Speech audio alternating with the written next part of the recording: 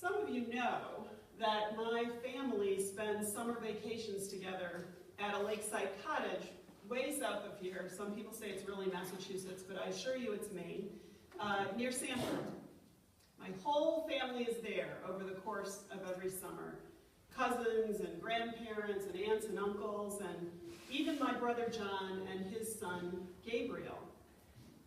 When Gabriel, who's my nephew, was a boy, I'd say 8, 9, 10 years old, just about every morning at our cottage, I witnessed the strangest and most comical ritual play out between him and his dad, my crazy brother. After breakfast, John and Gabriel would have this sort of karate, kung fu, WrestleMania thing on the living room floor. It always began the same way. They'd finished eating, and my brother was sitting down at one end of the breakfast table, looking toward his son, Gabriel, who was at the other end, and he would say to him in this weird voice with a southern accent, which he does not have, "Come on, Cletus, come on. Come on over here. You'll walk over, but you'll limp back." At which point, little Gabriel would jump out of his chair, take a karate chop pose in the middle of the living room floor, and before you knew it, the two of them were wrestling and tumbling and trying to pin each other down on the floor, laughing. And then, at some clearly predetermined moment, they would stop, even though nobody won and nobody lost. They would collapse on their floor, breathe for a minute, stand up, and go about their day as if nothing unusual had just happened.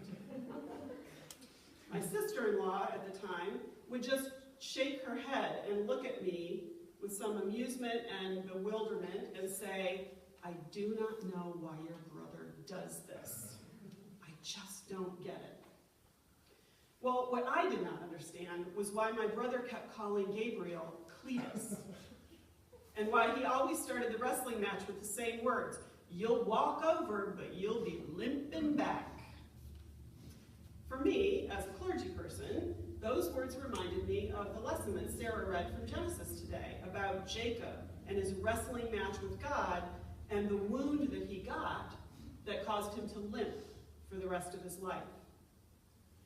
You haven't met my brother, but I know him well, and I am certain he was not quoting scripture. It was far more likely, I knew, that when he told Gabriel he would walk over but be limping back, he was probably quoting some TV sitcom or some funny movie that he had seen. He has this weird ability, my brother, he always has since he was very little, to memorize word for word huge chunks of dialogue from movies or shows that he has seen, and then he can repeat it back verbatim years later. So I asked him, "What is that thing you say every morning to Gabriel right before you wrestle him to the ground?"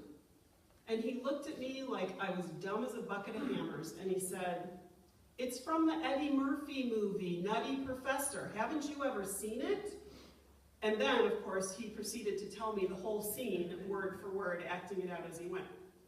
Now, I had never seen that movie. I don't know if any of you had, but I decided I better sit down that summer and watch it for myself. So I did, and only a few minutes into the film, there is this scene where Eddie Murphy plays all 7 members of the Clump family, who are seated around a big dining room table.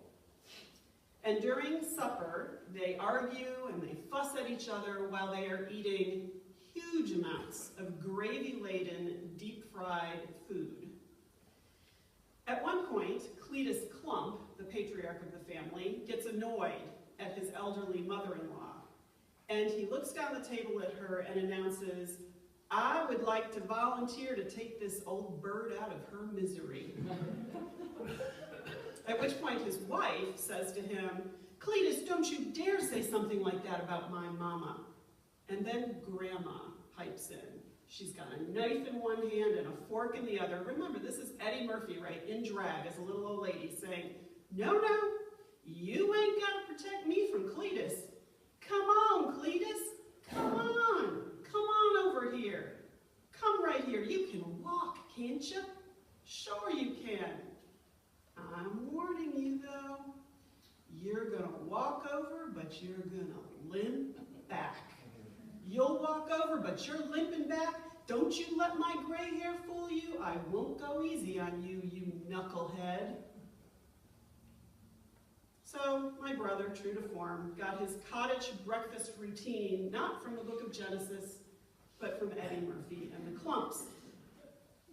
Even so, I got to tell you that hearing him repeat those words morning after morning, come on over here, you'll walk over but you're limping back, and watching Gabriel and him wrestle around on the cottage floor, I kept thinking about the biblical patriarch Jacob, who limped away from his own wrestling match with God. You may recall who Jacob was. He was the grandson of Abraham, the son of Isaac and Rebekah, and the twin brother of that poor, downtrodden, hairy, and red-headed brother of his, Esau.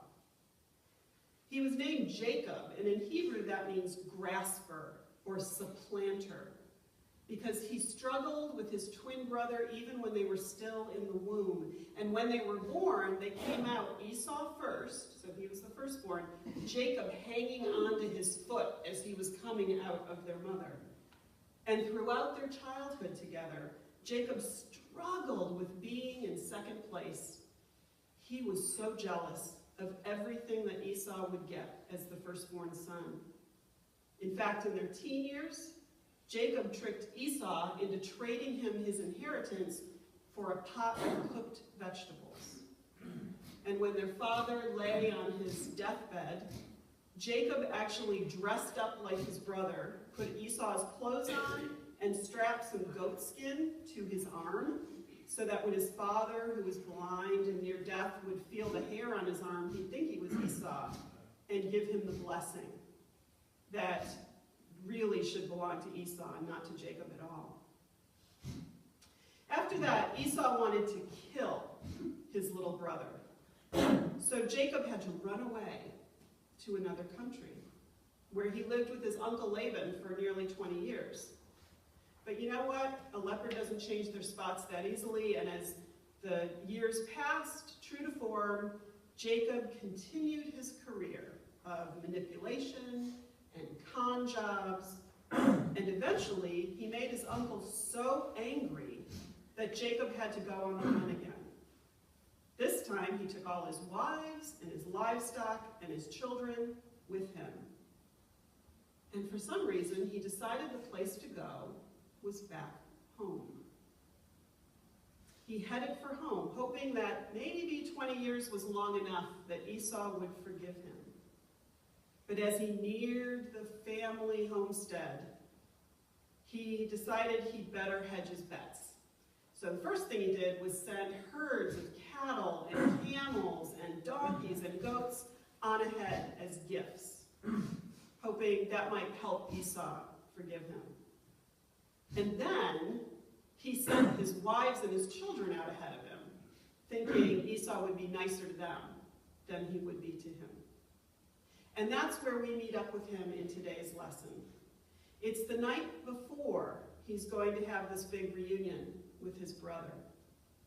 He spent 40 years of his life practicing deception as an art form, lying about who he was, grabbing for whatever he could get, even if it meant stealing it, and then running away every time he got himself into too much hot water.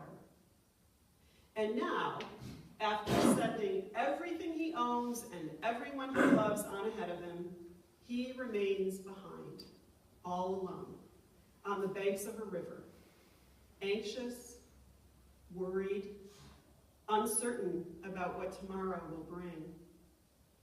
He can't turn around and go back where he came from because his angry uncle is hot on his tail. He's afraid to go forward because he doesn't know if Esau might still want to kill him. It seems that for Jacob, the jig is up, and he's run out of scams to pull, lies to tell, or escapes to make. So darkness falls, and he lies down to try to go to sleep. But almost instantly, he's jumped from behind by a stranger, and together they wrestle all night long. As dawn breaks, there's still no winner, but the night visitor has managed to wound Jacob, throwing his hip socket out of joint permanently. Finally, the sun rises over the mountains, and the stranger tells Jacob, "Let me go." Even the wheeler-dealer Jacob tries to get something, though, before he'll let go. "Give me a blessing first," he says. The stranger ignores what he's asked for, and instead asks him a question. "What's your name?"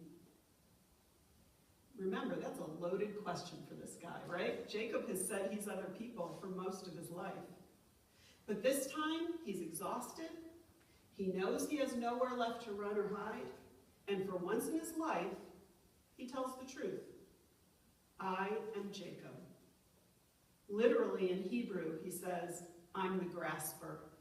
I'm the trickster. I'm the con artist. I'm the liar." "Not anymore, you're not," comes the answer. "From now on, you're going to be called Israel. And that name means one who strives with God." Suddenly, the identity of the stranger who jumped him becomes clear. It was God he'd been wrestling with all night. Jacob asked God for a blessing, but God gave him a new name instead. Because that's what he really needed.